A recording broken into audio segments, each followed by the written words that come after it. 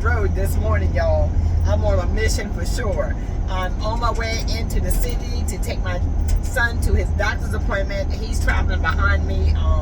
Today he's riding with the motive care because they have to move him by ambulance because he has that port in his belly, so they think it's safer to travel with him on the stretcher. So that's how they're traveling with him. So that gave me a chance to ride by myself this morning. Praise God. You know, God is good no matter what you're going through. But you know, as I was thinking about taking this ride this morning, I was just thinking about how important it is to take care of yourself in the midst of you taking care of somebody else. Because let me tell y'all something. I had went to see the doctor last week for a doctor's appointment for myself. And I'm glad that I went to see the doctor because you know how you have like GERD or acid reflux and things of that nature? At my age, I just started having acid reflux, y'all. So they want to take a camera and go down there and look around and make sure everything is good, make sure everything is okay. And as I got to thinking about that, you know, sometimes it's hard for you to make time for you to take care of yourself when you're taking care of somebody else. But I want to encourage somebody today, stop neglecting your own health. Stop neglecting yourself. Put yourself in a position where, in my position, if I don't take care of me, I can't take care of him. So I have to take care of me first. And you need to do the same thing. You need to be at your A game right now. You need to be at the best health you possibly can be to go through what we're going through right now. Right now. So I am actually thinking of what natural remedies you do for acid reflux. A lot of people told me about drinking warm water and lemon and ginger and turmeric and add a little bit of cayenne pepper and things like that. So I've started trying those things.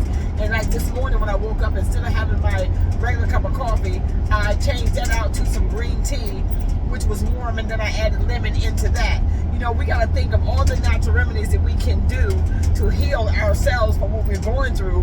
Why? Because we're living in a time now where even some of the doctor's offices that you go to visit, they're not pleasant anymore because of the hours being cut. They're not pleasant anymore because of the fact of they working long hours, understaffed. They're putting in more hours than they normally do for less pay. They're going through a lot of things within their family dynamic and with their family structure.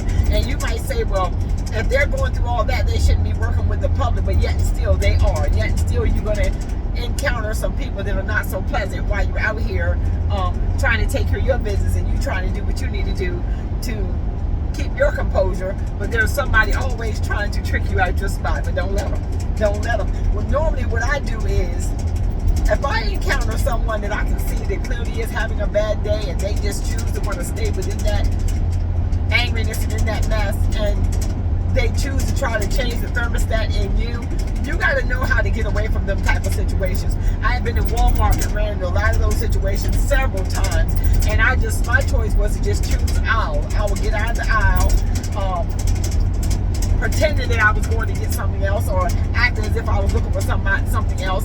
But once I began to get back in line, I didn't get back in that same line if I knew it was going to cause me trouble, or I knew that person was having a rough day and they were going through some things, because sometimes people don't want you to say nothing to them, or they waiting for you to say something to them so you could be the person that they blow up on. So being by moving around the city, knowing that people are on edge, not knowing what they're going through, if they don't offer you to tell to you about their story, then sometimes it's best to just move along. You know what I'm saying? Move along, and you'll probably see them again in your travels, especially if they work there. You might catch them on a different day that you are able to speak life into them, and you're able to speak to them in such a way that they could receive what you're saying, opposed to when all they're thinking about at that time is what they're going through and the situation they are in, and how they don't even think about the negativity they're spewing for that day. It's just this is what it is, and I'm out here, you know what I'm saying? You know, caught me in this situation, and this is what you get. So when I'm out here and I know that I got to do things for me and my son, and I know I left home in a positive note, which I mostly always do, because like I said, I have no intention, or nor do I get any pleasure out of making anybody else's day miserable or treating people bad so that they can feel what I'm feeling. If I'm feeling down for any reason, I go into prayer. I begin to pray, and I begin to ask God to fix it for me. Fix it for me. And 9 times out of 10, When I ask God to fix it for me, he does just that. He'll fix it for me. Especially if it's something I know I cannot change. I'm not one to dwell on things that I know I cannot change. But when you are a caregiver for somebody else and you're actually looking after somebody else, you do have to put you first. You do have to put you first. And see, that's something I had to learn. Because I would always put me on the back burner because I'm a giver. I would always put me on the back burner because I want to see other people joyful. I want to see them happy. I want to see other people have things. And for a long time, y'all, I didn't think that I was supposed to have nothing. I didn't think I had no right to be happy. Now, I don't know where that spirit came from, but that spirit was on me for quite a while. And it took a God to come and let me see that that was not a spirit of his, nor was that a spirit that the people that said they loved me would have allowed me to operate in the first place. So as I began to learn that and I began to realize who I was in God and who God was to me and how he wanted me to operate and who he say I am, I got tired of going by what people say I am. Now I've moved my life around to who God say I am. I understand who God say I am, what God said I can do, how God sees me, what does he think about me. His thoughts are the only thoughts that matter really truly in the end, because only what you do for Christ is the only thing that's going to matter in the end and what's going to stand. And that's where he would judge you by who you was to him. And you don't want to hear him say, "Depart from me, you worker of iniquity, I never knew you." Those are words you don't want to hear. You see? So it's like saying, when I'm doing my best to make sure that I'm the best me that I possibly can, I want to present the best version of me that I possibly can. A lot of times, like even now, it's cold outside, and y'all see me in my little hoodie and my little t-shirt and my little headbands that I wear on my head. These things are representation about who I really am. This is how comfortable I like to be. And I like to be comfortable when I'm on these lines. I like to be comfortable when I'm driving. I like to be comfortable when I go out to eat. I just want to be me. I just want to be me, unapologetically me.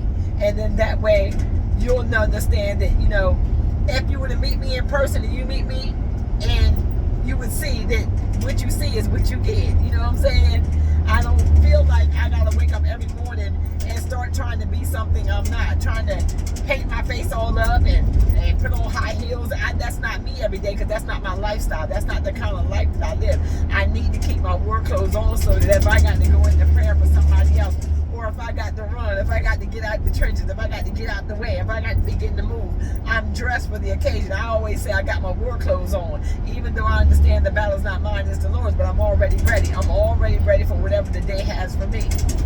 Whatever the day has for me, however they want it, that's how I'm already ready for it. So when I'm coming out of these woods, as y'all can see, y'all haven't seen not nice store past that window that you can see out of as I'm riding, because when I tell y'all I'm in the country, if you come to see me, if you say you coming to see Miss Coleman, you really meant to come and see me. Because you're not gonna see me on the highway. You ain't gonna see me. You ain't gonna pull up and just say, "Well, I rode past your house by accident." No, you're not doing none of that. If you come to my house or you go by my house, you made an effort to come and see me.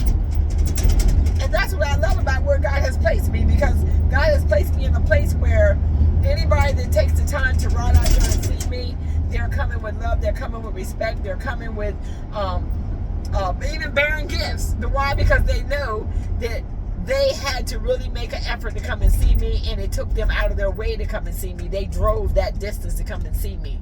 It was important that they see me, and I like that. I really like that. Opposed to when I was living in Delaware, people would ride past my house and they would say, never knock on the door, never make a phone call. They would just assume how I was by what they saw in the yard. If they saw my car in the yard, they would say, "Oh, Mary's home." Half the time they were wrong. My car would be in the yard and I wouldn't be home. My car could be in the yard and I was going to the auction.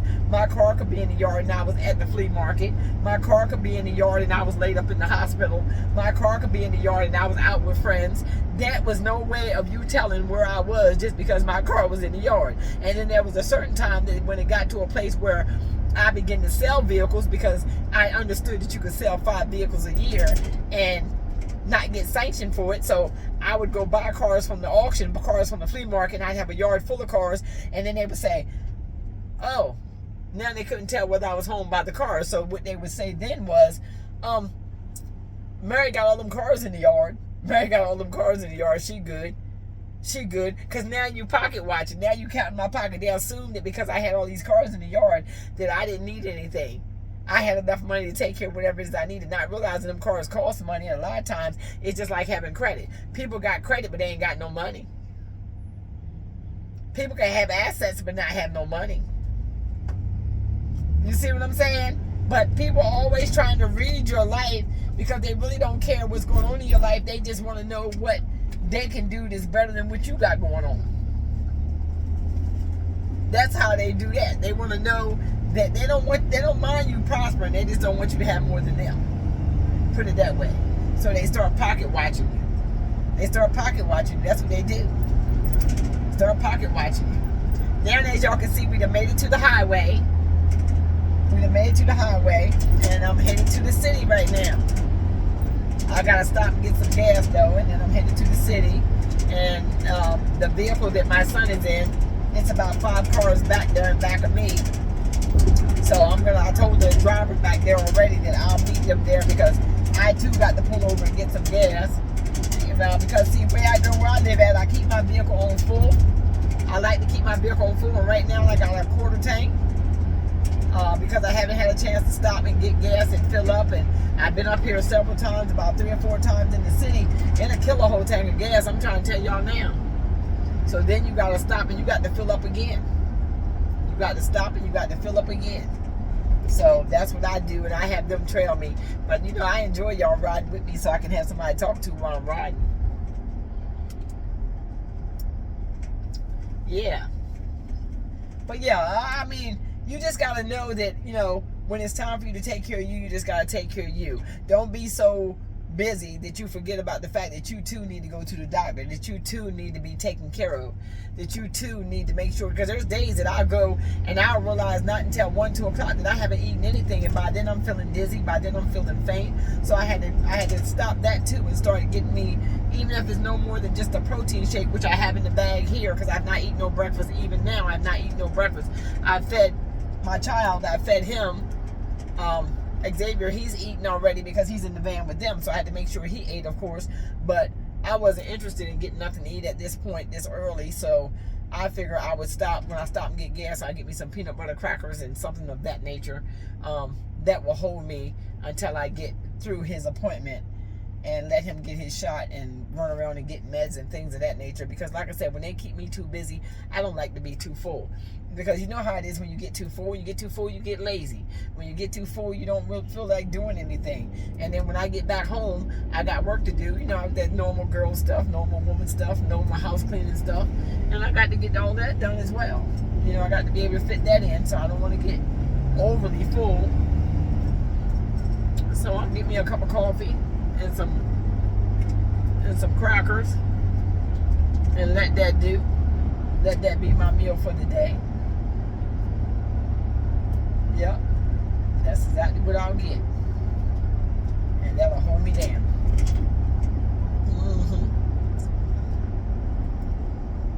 Traffic is kind of light this morning though, for a good morning out. Traffic is kind of light.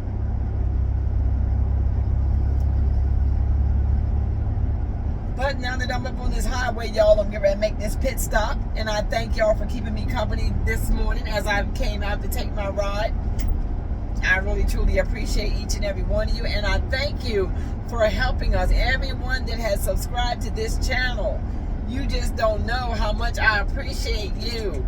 Because we are almost to 20K. And that's a big accomplishment from where we started from. So with that being said, and so you're not subscribed to the channel, please consider subscribing to the channel. We do have a lot of folks that are watching that are not subscribed. What we like to do is we like to uplift, motivate, and inspire. And as you can see, sometimes we just take a ride and we just enjoy each other's company while we out here on this road. And if you haven't turned your notification bells on, turn your notification bell on so you'll be notified when I drop my next video. All right, y'all be blessed. I love y'all, and show somebody some love today. Talk to you soon.